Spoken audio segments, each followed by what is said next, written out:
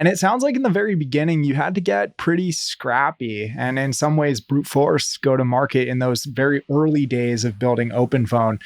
Can you tell us a little bit about the early days of, how you acquired customers, how you thought about go to market and how you acquired those first 1,000 customers? Got our first customers. And, I think there's a little bit of a distinction in terms of how we got our first, 100 customers versus 100 to 1,000.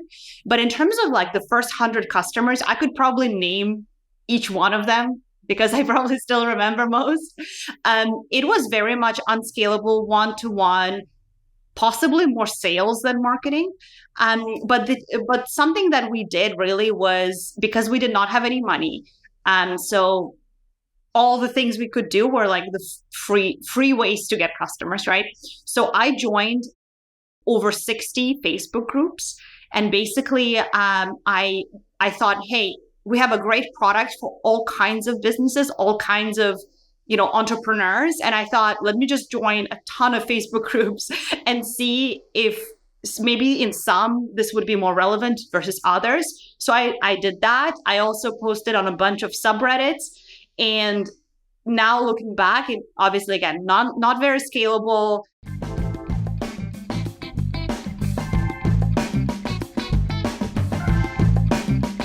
Hi, and welcome to the Optimize podcast. My name is Nate Matherson, and I am your host. On this weekly podcast, we sit down with some of the smartest minds in content marketing, SEO, and go-to-market.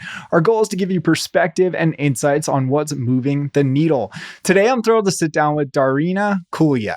Daryna is the co-founder of OpenPhone, the world's best business phone. On today's episode, we will chat about OpenPhone's go-to-market strategy, including the tactics they use to get their first 1,000 customers, their wonderful content marketing and SEO channel, and the strategies they are excited about today.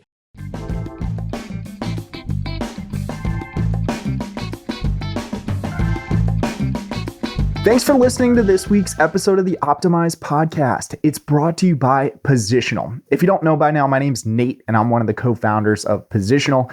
And we've built what I think is a pretty awesome tool set for content marketing and SEO teams. We've got tools for keyword research, internal linking, content optimization, and even a couple tools for analytics. We'd love for you to check it out at positional.com. Thank you so much for coming on this week's episode of the Optimize podcast. Oh, thank you, Nate. So great to be here. Thanks for having me. Yeah, and for our listeners, could you tell us a little bit about OpenPhone and what you do at your company? For sure. We are a business phone system for startups and small businesses. In a very simple way, we give you and your team business phone numbers to talk and text with your customers, but it goes far beyond, what you expect from a phone. It's far beyond, calling and texting. We actually allow folks to really collaborate with their team as they talk to customers and automate a bunch of stuff. So I would say, we're really redefining what a phone is in this day and age. It's a very interesting market and business. And I'm wondering, like, when you were a kid, did you know that you wanted to get into business phone systems, or what made you want to start this company? Yeah, well, I'll tell you the first question you asked, if when I was a kid, did I know I wanted to do this? No, I didn't. But I have to say a couple of fun facts. So first of all, my dad, he's retired now, but he's been, all his life has been an entrepreneur. And the story that I share, which is like my childhood, is always having my dad freak out about the chance of not responding to a phone call. So his ringtone was always like super, super loud because if you don't respond, it could be a potential client, and, essentially every client is very important. So I did not know that I would get into this, but I have to tell you, I always like associated my dad's phone with ringing with like, okay, there are clients, like, we will have money, That's kind of how I grew up. But I didn't know this would be kind of my career. So here we are. Phone calls. On this podcast, we like to joke that like traffic doesn't equal dollars, but I think phone calls probably equal dollars for a lot of people in certain industries. 100%. If you're a service-based business, like really any kind, and if your phone is ringing, that's a good thing. Like I actually, it's a good thing. People can complain and say, "Oh my God, I'm so busy," but you're very fortunate. So we're gonna get so off topic to start this episode, but I'm curious. So one of my friends, he's like a plumber. He's like now, the head plumber. His dad started the plumbing company, and I was hanging out with him recently, and he had like his work phone, and it was like his turn to be like on call to like pick up any of the phone conversations that were coming in. Like, could he be like a good open phone customer? Do you work with like a lot of SMBs? 100%. In fact, he would be our ideal customer. You should totally tell him about OpenPhone. I mean, we serve a lot of service-based businesses. We have a very, and I think it's interesting kind of as it relates to, content and SEO, but we have a very diverse customer base. Service-based businesses are some of our probably like most ideal customers because phone is such a critical channel for them. So yes, your friend should be a customer, and we have plenty of folks doing all kinds of businesses that are home services, for example, is a big category for us. Yeah, Foster, if you're listening, I'll connect you to the OpenPhone team. We'll give you a special discount too. So yeah. Love that. And, I was doing a little prep work before today's episode. And I'd read one of your blog posts that you wrote about your journey to your first 1,000 customers. It was such a great read, and we'll include a link to it in the show notes for all our listeners. And it sounds like in the very beginning, you had to get pretty scrappy and in some ways brute force go to market in those very early days of building OpenPhone. Can you tell us a little bit about the early days of, how you acquired customers, how you thought about go to market, and how you acquired those first 1,000 customers? Totally. Look, starting the company, I did not really have much experience in terms of marketing and getting customers. I think that it was very much this journey of exploration and trying things out. We got our first customers, and I think there's a little bit of a distinction in terms of how we got our first 100 customers versus 100 to 1,000. But in terms of like the first 100 customers, I could probably name each one of them because I probably still remember most. It was very much unscalable, one-to-one, possibly more sales than marketing.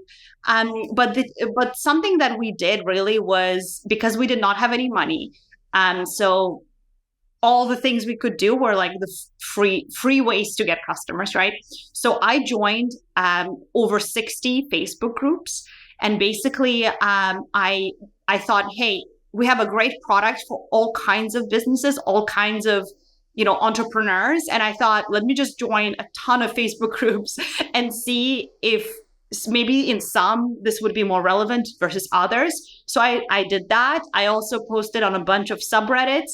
And now looking back, it obviously, again, not very scalable. I got banned actually from some places, which is very fair. My Facebook account is still like, it's actually kind of forever. I'm in a lot of groups. Let's just say that. But those things were very helpful in just helping us understand what kinds of businesses actually need our product the most, and also we just learned a lot about how to talk about the product and position it. So sure, it was brute force, it wasn't scalable, but I think honestly, it's the only way. So for those first 100, it sounds like you were pretty active in Facebook communities or groups and also on Reddit. And you mentioned getting banned. I was going to ask, you have to be like very artful, like in terms of how you talk about your product, because like you don't want to be seen very clearly as like a spammer. So was it a balancing act? was it a balancing act in terms of like adding value and then some level of promotion as well? Yes. Oh my God. Well, hey, I'm just being very honest. I don't think the first things I did, I didn't really know. So I'm pretty sure if I look at my first posts, that they are, I would say, spammy-ish. And hey, I learned though. So that's the most important thing. But really what it ended up being is that, the strategy and the tactics really evolved.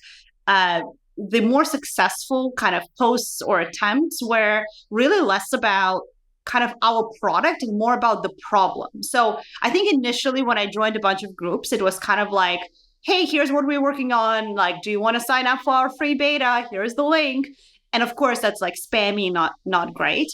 But later it kind of evolved to be more like, hey, like we're solving a problem for business owners. And again, at the time, our product was very much tailored to the individual, one person businesses. And the problem we were the very core problem was the fact that folks used their personal phone numbers, did not have any work-life balance, couldn't tell when calls were coming in for business or personal. And I just started asking people if this was a problem they had and getting input on different ways they were solving it.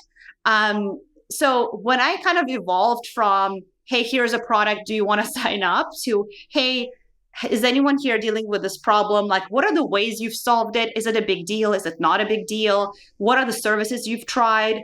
When I started leading from curiosity and asking questions, that just ended up being a whole new game. So, so that's really the way to do it. And you can learn, etc. And I would also maybe add that at some point, my CTA was actually not, hey, do you want to sign up for the beta? It was like, hey, if you have strong opinions on this topic, can I talk to you for like 10, 15 minutes? So I ended up having a lot of calls and conversations with people who are basically our target customer. And I didn't ask them for anything. I didn't say, hey, please sign up for the product. I just said, hey, talk to me about why this is a big problem. And some of those people naturally said, hey, if you're building a solution, just let me know, like keep me posted. So suddenly I had people who I could email and say, hey, by the way, we have beta available. Or like, hey, we are out of beta. We actually have a product now. Do you want to check it out? So building relationships ended up being so key. Yeah, and you mentioned the free beta. I'm curious, what made you choose the free beta approach first? I have to ask because we ourselves, we had a private beta that was paid, but you couldn't sign up for it on our website. You had to like talk to me. So, but I think you did it almost in the opposite. You had like a free product that someone could sign up for on the website. Is that right? And what made you go with that approach? Absolutely, that's right.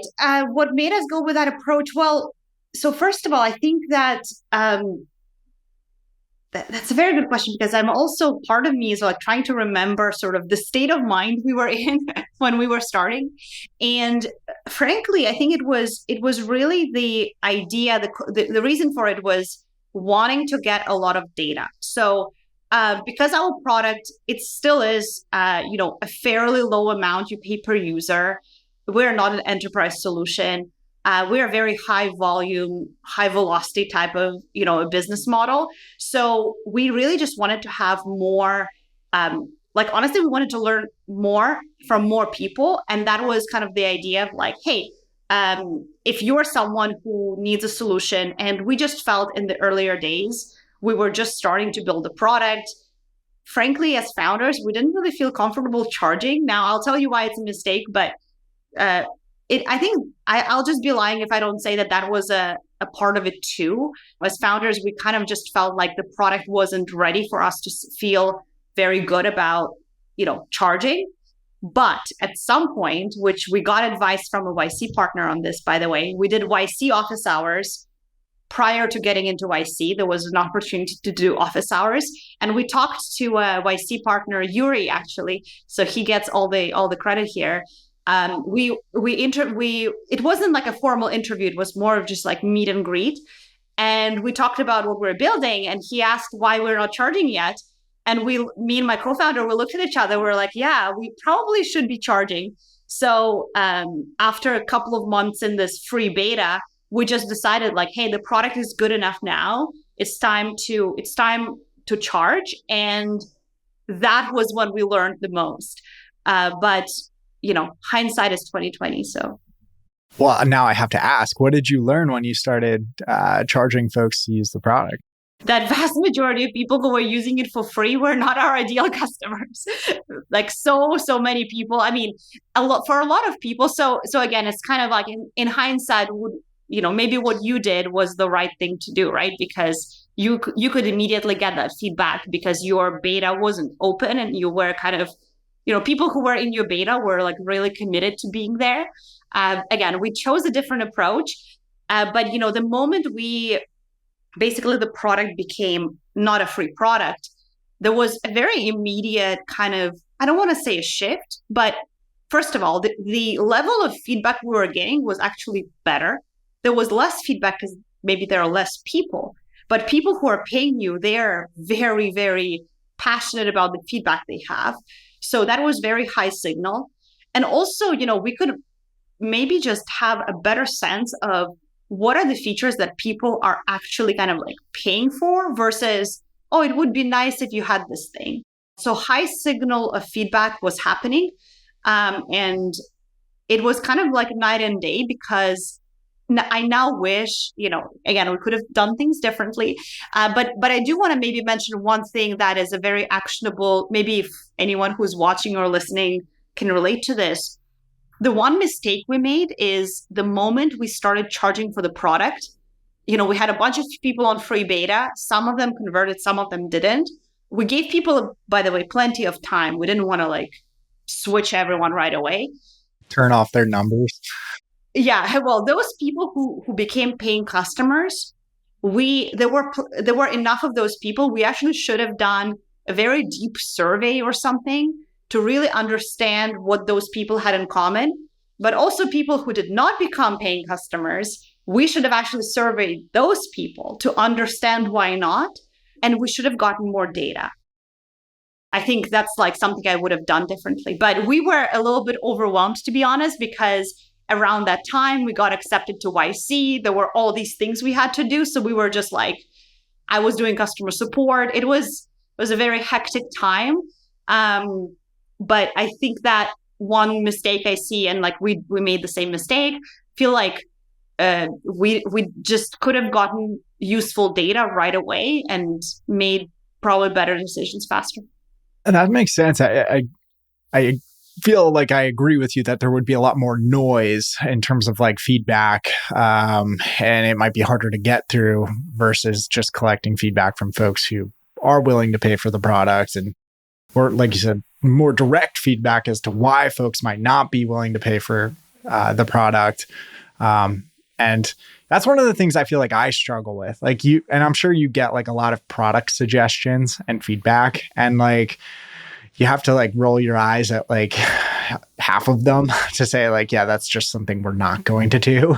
But then like the other half are good. And I for me, it's always kind of a balancing act to understand like what we should make and do as a result of that feedback.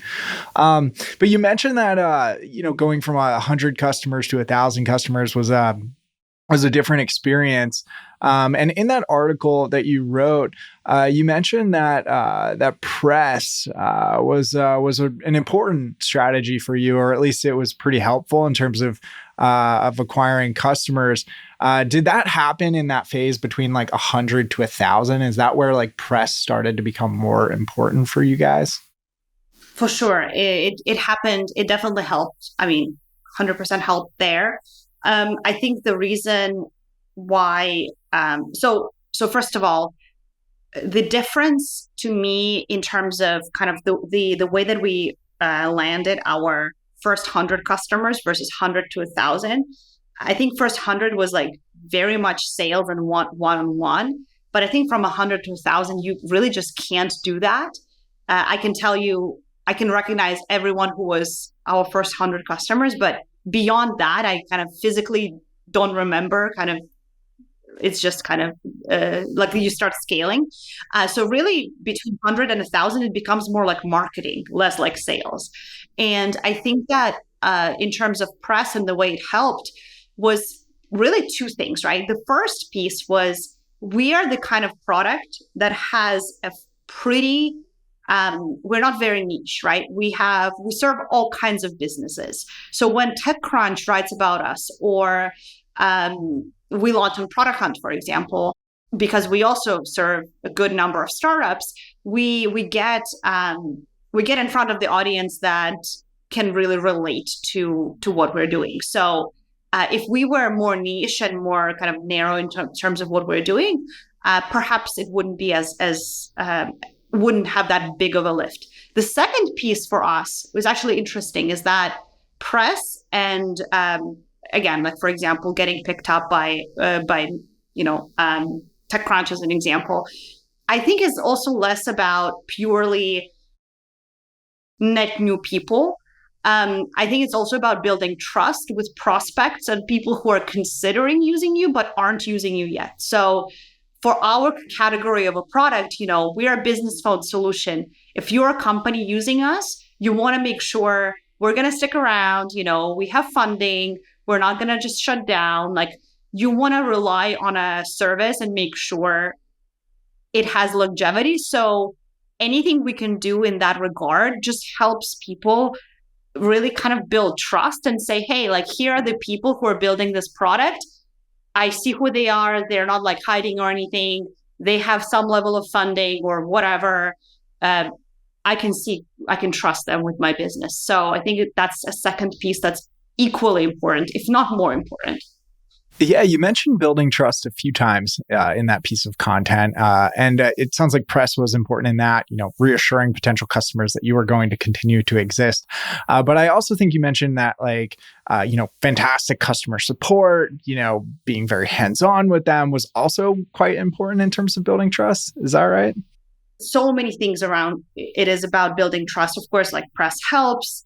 Building in public and talking about your experience online is very helpful. But in terms of customer support, I honestly think that amazing customer support is maybe like your best marketing, especially in the early days. You really need your early customers to, it's everyone's dream. You want your early customers to love you so much that they don't just use the product themselves, but they actually tell their friends and others.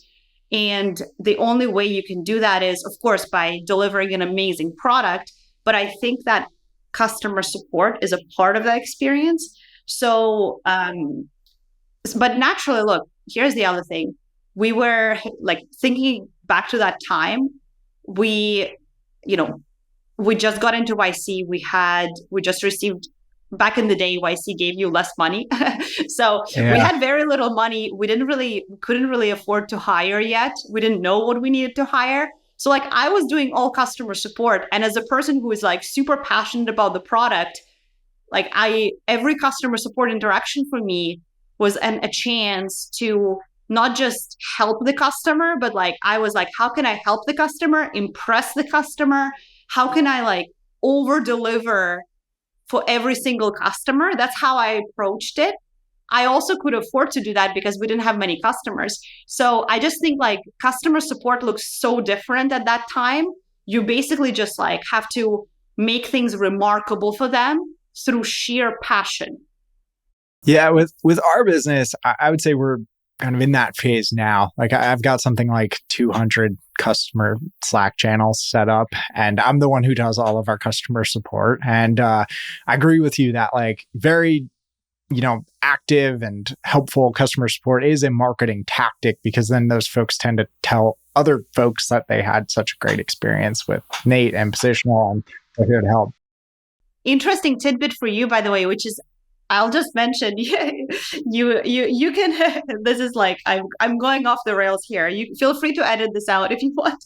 But no, we're gonna keep it in here. I'm keeping excited for what's coming next. Whatever's happening here. Okay, so one of your customers actually mentioned to me that they're using your product, and they spoke about it very passionately, and that made me actually, because I've known about you a little bit. And I was actually checking out your site and thinking, hey, we actually should maybe consider using your product too. So it's interesting that you're saying this, and I do the same for the products that I really love too. I think people are really willing to talk about products and services that they find helpful. So just like another validation, like word of mouth actually works. So, and yeah, I'll be also, maybe we'll talk later about your product.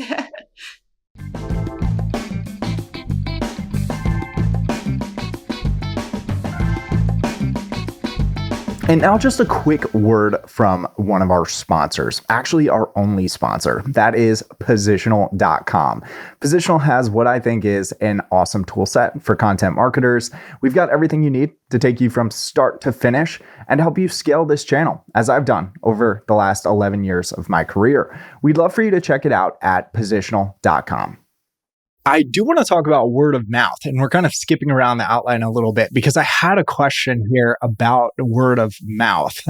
Is there anything that we can do to I don't know, expedite word of mouth? Like word of mouth will happen, but is there anything we can do to accelerate word of mouth or make it easier for our customers to tell other potential folks about our product, or is that just not possible? I definitely think there are things you can do to accelerate it. But maybe I think it's let's look, I think about it foundationally. So first things first, your product needs to work, needs to be great and fulfill the promise. If the product does not fulfill the promise, not going to happen, right? But I think beyond just fulfilling the promise, there needs to be an aspect of it that is exceeding the expectations. So you meet expectations, but there has to be an angle in which you exceed them. So for example, maybe it is the product does what it says it does, and the customer service is exceptional. So I'll talk about it because of that exceptional customer service.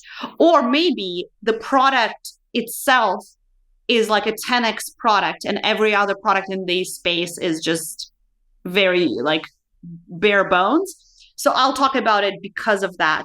I think at this point, consumer expectations are always going up, right? We're constantly, it's getting harder and harder to break through the noise. So I just really think that there's got to be something about the product, the service. Maybe you have really fun content around your product. Maybe your product does the job, but your content is hilarious and it's just funny and people are loving it. And I'll talk about it because of your content, but there has to be something about there's got to be something that you do that exceeds customer expectations. So we need hopefully one at least, but maybe two things that are 10x better. Well, I think if you have two that you're off, it's things are off the charts. I honestly think most companies, I think it's just knowing what that is, because I think some companies don't even know what it is and they're trying to do everything where a better strategy is just leading into one thing. I agree with you totally as far as, go-to-market strategies go. Transitioning a little bit, but I think a mistake that a lot of early stage startups make is that they try to do 6 different customer acquisition strategies. And as a result, they just don't do any of them that well. Speaking of your customer acquisition strategies, you mentioned marketing started to become really important from customer 101 to customer 1000. And I know you've got an amazing blog and content and SEO strategy. Was that a focus in that customer 100 to 1000 range, or did that come later? That came a little bit later. I wish it came. I really wish, to be honest, I'm trying to remember who I said this to, but at some point I basically, and I still think honestly, we should have started our blog day one of the company, get a domain, start creating content. And when I say blog, I mean, obviously you can think of it as your classic website blog, but really just content creation. I'm so bullish on content that I am basically, I think at this point, telling everyone to do content right away. But the spirit of it is that, look, for us, we certain content efforts helped us get to our 1,000 customers, but content really drove our growth shortly after. Because you see, I think a mistake that we made, and I kind of wish I could go back and correct that, is, I was writing some guest posts for other blogs. I was writing things on Medium. I was writing things on LinkedIn. I think I was doing content in the first 1,000 customers kind of journey. but I didn't really I accidentally stumbled into it. I didn't really embrace it. I didn't know that, hey, this is what I'm doing. And it worked, right? It helped us get to our first 1,000 customers. I just wish that maybe I was more intentional about it.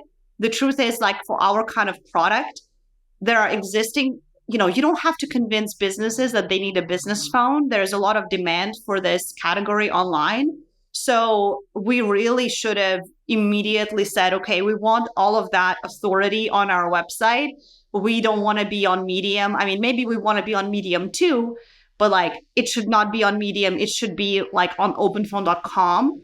And I really wish we did that sooner. Like, just start building our own domain, reputation and creating content that we own versus, content that we just put out on other sites. Yeah, I feel like we're seeing less of it in the last year. Like less startups like building their blog on Medium. And I always tell folks don't get the content off Medium, put it on your site. Of course. Well, also, by the way, keep in mind, this was like 20. I feel I'm really kind of aging myself. This was 2018, 2017, those are the days. Yeah. I don't think people talk about Medium anymore. Feel so old now. It's still around, I think. You actually answered my next question. I was going to ask you, because founders always ask me, when should I start working on content marketing or SEO? And I tell them it depends. I tell them if you have the resources to take it seriously at the early stage, that's great. You're just going to be happy that you did it later. But I understand if you don't have the resources to do it right now. So I'm wondering, in the very early days of building your content SEO strategy, was it you doing all the work, writing all of the blog posts, or did you hire folks around you to help kind of facilitate this? Yeah. Well, maybe if you don't mind, I'll answer your first question about, or just something you mentioned about when is the right time, right? So I believe that it depends on your business model. So for us, content SEO is a critical channel. And for us, I think if I could go back in time, all the way back, I would just say, oh, well, based on the fact that we serve a lot of different types of businesses, our total addressable market is massive. Again, we have a product that people are actively searching for. And there are some other things, but based on that, I would say, okay, content is going to be a key demand channel for us. Some other companies, perhaps they are, they're selling enterprise SaaS, they have massive contracts. They, for them, maybe account-based marketing and a sales-led approach makes sense. So if that's the kind of company, they're much better off really figuring out their sales motion. That seems like a better use of time in the early days. But for us, given our business model, figuring out content is essential. So we should have done it maybe even earlier. I think you make a really good point in that your business is set up well to succeed with the content SEO strategy. And I think I missed that in my point. So I really appreciate you mentioning that. Just to play it back to you, you've got a product where there is demand. If OpenPhone didn't exist, someone would need a different solution for this. And then you also have a product that, this starts at $15 a month, $23 a month that someone can self-serve onto. They probably don't want to talk to a sales rep given the customers you mentioned earlier. Whereas like you said, if you've got a very enterprise heavy sales motion or a product that people aren't looking for right now, or they don't know to look for it, then maybe content isn't as good of an early investment. Absolutely. And going back to your point around, when you're early, you really can only figure out how to do maybe one or two things really well. So for example, we, some of our first customers, I cold emailed a bunch of people and I was doing so many cold emails. I think that was very helpful in getting us our first 100, first 1,000 customers. But from there on, right now, for example, for us, content is a far bigger part of our kind of demand strategy. So of course, looking back, I wish maybe I spent some less time there and more time investing in a longer term plan, which is for us the content motion. So again, depends on the kind of really depends on the business model, and the whether there is existing kind of demand for what you're building online that you can kind of capitalize on. Totally. And to that second question, because I want to make sure we don't forget, in those early days, was it you writing all of the content? Was it you building the strategy, or did you hire anyone to help you with it at those early days? So the journey to 1,000 customers was primarily me. But shortly after, we brought on an amazing freelancer, and I'm going to give him a shout out here, Taryn. He is awesome. Really, really helped us. I mean, some of the pieces that he helped us produce are still very, very valuable. So, it was just amazing. To be fair, like to all the founders who may be, watching, listening, just like beautiful things happen when you bring on people who know what they're doing. So that's a huge shout out there to Taryn. And then shortly after, we brought on Philip. Big shout out. He's on the team. He's a content marketing manager at OpenPhone. I'm now excited that I'll tell him to for sure watch and listen to this. He's been with us since the early days, and he really helped us build that content motion. So yeah, we brought on folks fairly early, and I always wish we did that even earlier, Yeah. And Philip, I don't know if you're listening, but we chatted like a year ago. I hope you're doing well. That's nice. Okay, cool. Yeah, I love it. It's been a while. It's been a while, Philip. But yeah, maybe like a year ago we chatted. But I hope you're doing good. Philip is great. A lot of what you see us producing, and again, even from the earlier days, like we set out that foundation. So yeah, I am so grateful.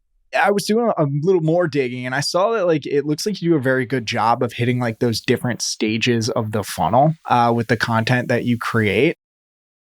Again, you don't have to be specific, but like, are there certain sections of the website that drive a lot more conversions, but maybe drive less traffic? And then are there other sections of the website that might drive a lot of traffic, but not drive as many conversions? Is that something you see across your site? For sure. I mean, kind of the way that things have evolved. When we started out building our content, we kind of focused so much on some of the like bottom of the funnel terms. We really, really went for basically things that people are searching for just as they're about to make a decision. So basically we started out super bottom of the funnel. And then as we've scaled, we've started building content for things that people may be curious about, things that we can add value with, but don't lead to an immediate buying decision. So the way things have evolved is that's kind of the way we've evolved our content strategy. But right now, there are sets of pages that drive a lot of traffic, maybe don't convert as well or right away. And then there's there's a set of pages where people are essentially ready to make a buying decision. They're kind of shopping around. And we know that if we present, the product, and kind of what we offer in the right way, chances are they're going to like convert and make a buying decision right then. So it's can be a really polarizing set of pages too.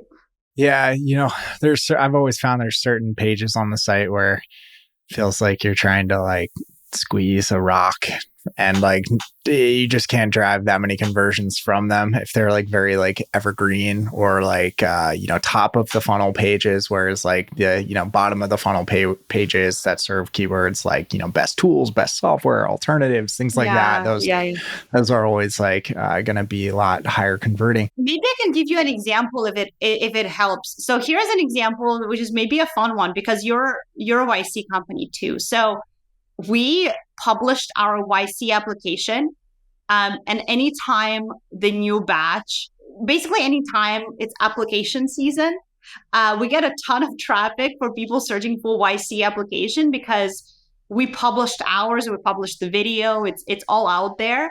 And so from a traffic perspective, I love seeing kind of, and also like, I just love the fact that we can add some value and do that. But of course, from a conversion perspective, I can't expect someone who is obviously like, applying to YC, they're working on their application. They're not going to be like, oh, cool, OpenPhone, let me just sign up right away. That's not going to happen. But what actually happens in reality is people, first of all, hopefully, again, I'm a little biased, but I hope that's valuable, that adds some value to these folks. We serve a lot of startups, and maybe when they check out our application and they read something else about OpenPhone, or we like to open source other things about our business and share useful resources. Maybe then they read the article about how we got our 1,000 customers as they are trying to get their first 1,000 customers. And hopefully then when they are ready to, maybe scale their team and they're looking for a solution for their customer support team to do phone or text, or for their sales team, then they will, when they are searching for something, they'll be like, oh, wait, OpenPhone. OpenPhone was already helpful in some way, and they have some level of brand affinity, brand awareness. So for me, I love that. And I've had plenty of people who do that, and they actually told me, hey, I found out about you guys through your YC application, which is like crazy, but yeah. Yeah, it looks like you're on the bottom of the first page of search results for YC application, which is a fun keyword. And I'm looking at some of the blog pages now. I think you do a really good and interesting job of going like very, very specific. Like you've got a piece of content that I'm looking at about like SMS compliance. But then you've also got like a piece of content about like the best call recording software. And then you've got one that's even a little bit broader than that about just the best small business software. And I'm guessing that like OpenPhone is one of the top small business softwares that folks should be considering. I've asked this question to a few of our guests in the past. Is there a keyword where if you could wake up tomorrow morning, you were like number one for that keyword and you're number one for the next 5 years? Like you've got it locked down. Is there a certain keyword you just would want to rank first for? So could I so I wish if this was truly like you're gonna grant this, you're like the Google, I've got the magic button. Yeah, the wizard. You're the SEO wizard. You're gonna grant us this. Could I ask for topical authority instead?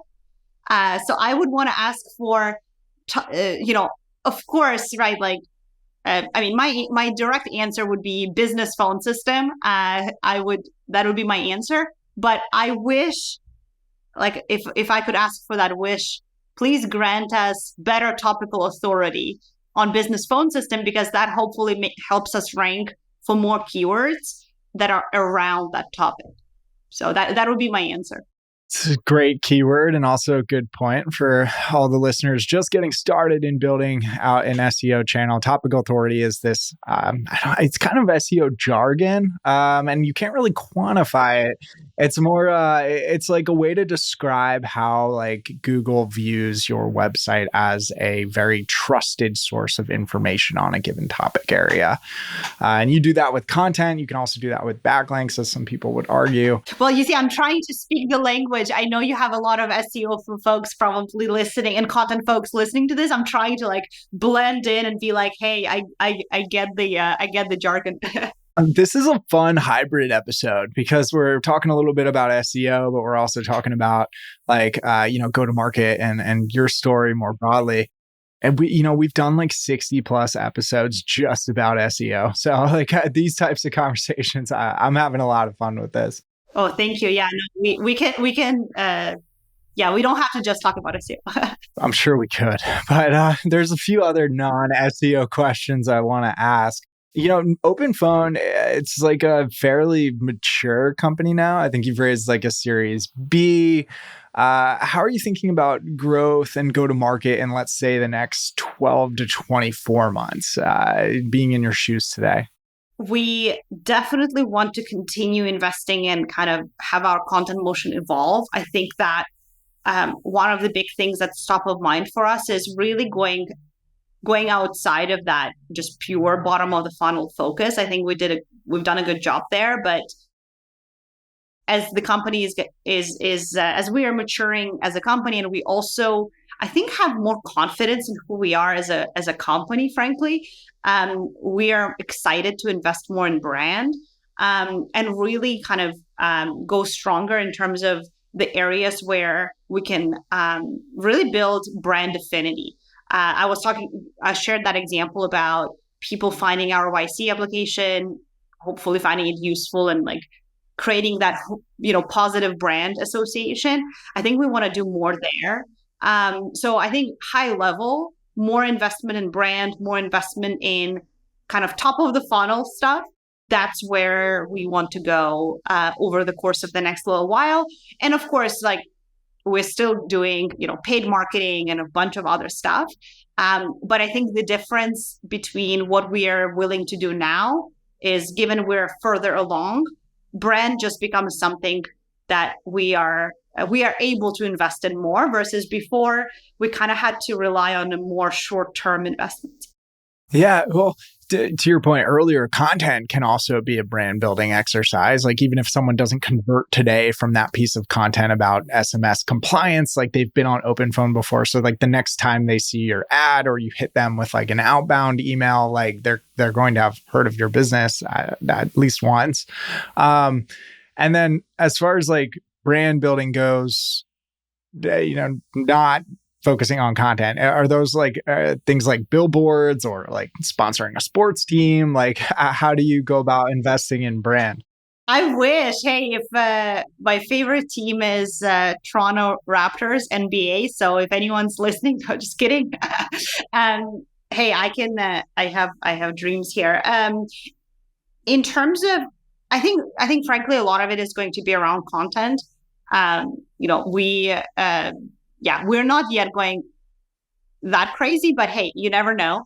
I think, I think a lot of what we have that is top of mind for us is delivering value, really delivering value to our audience, to, folks who are there. There are so many topics kind of adjacent to what we do that we want to do a better job sharing. So a lot of it ends up being content, but maybe it's more brand content and less focused on immediate conversion. So we're really going more into the top of the funnel world.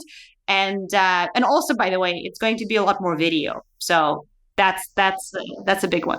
I don't know if you've ever heard of like Service Titan. I feel like they might sell to a similar customer than as you do. You're not competitive though, from what I understand, but I feel like they do a pretty good job in terms of like brand building with content. I don't know. But you don't compete with Service Titan, right? Nope. Okay. Very stupid We can partner question. though. By the way, we're doing more. You just reminded me something. I feel like because I'm talking to you, partnerships is huge. Yeah.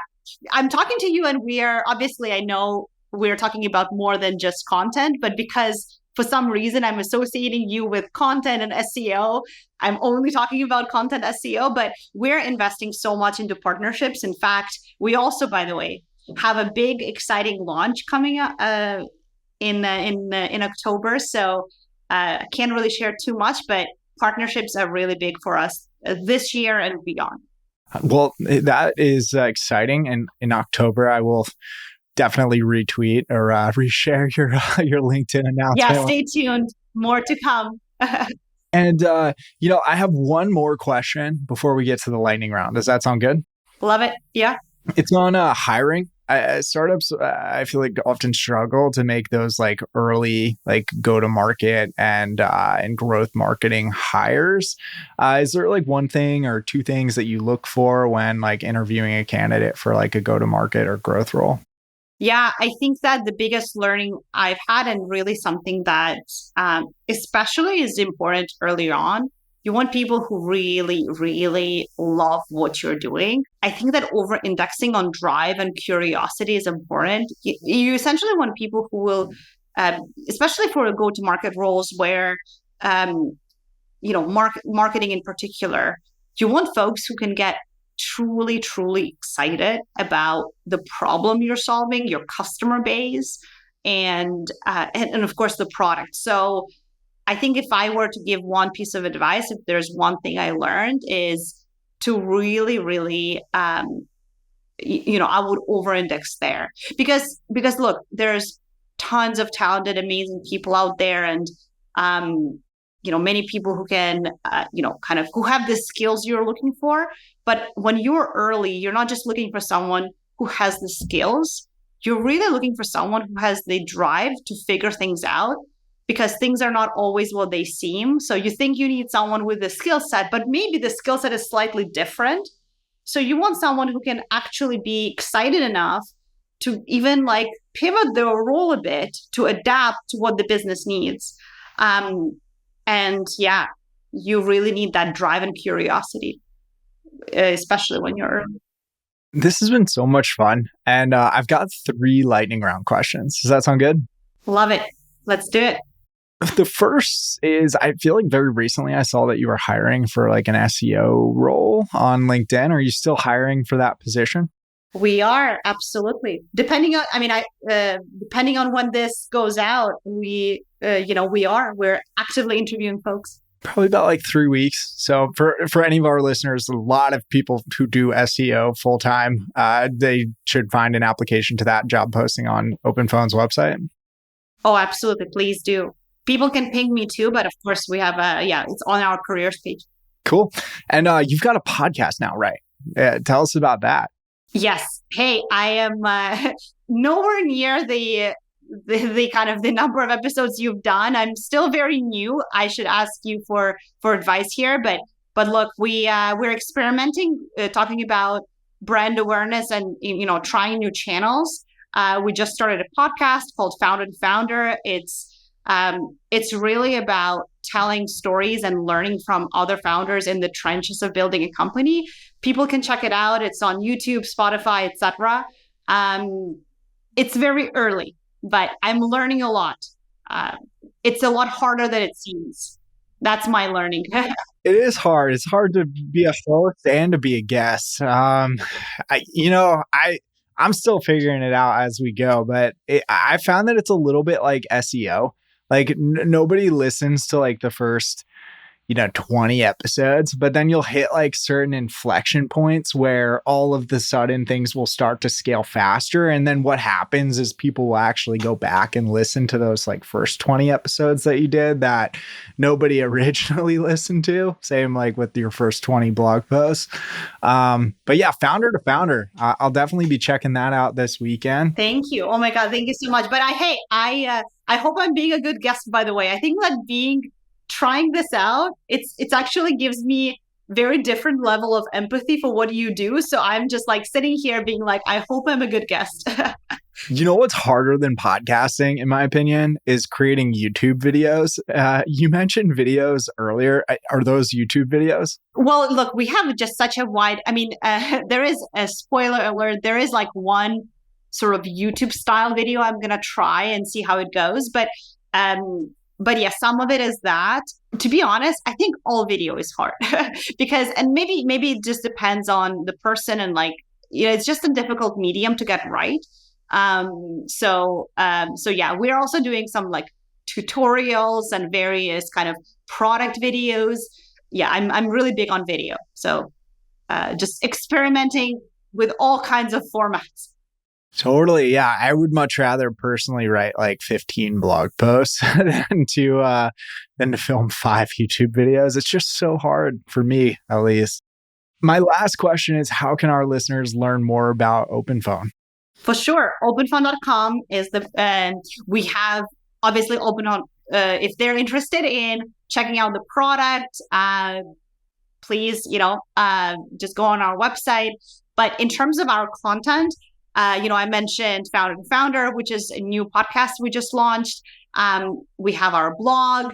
And speaking of video, there's going to be a lot more coming to our YouTube channel. So if you're into video, subscribe to our YouTube channel.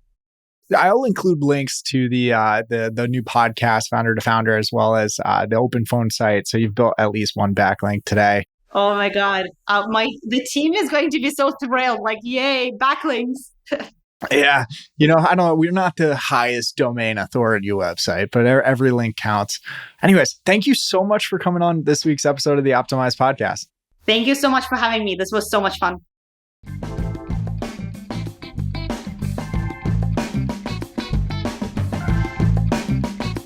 And that's a wrap. And I just want to thank our sponsor, Positional. They've got what is a pretty awesome tool set for content marketers and SEOs. They've even got a couple tools for social media. We'd love for you to check out Positional and the tool set that we've created over the last 15 months at positional.com. And you can always reach out to me if you have any questions. My email is nate@positional.com. Whether you've got questions about our tool set or comments and complaints, or even positive feedback about this podcast, I'd love to hear from you. And don't forget to hit the like and subscribe button wherever you are listening to this podcast. Thanks so much for tuning in. Bye.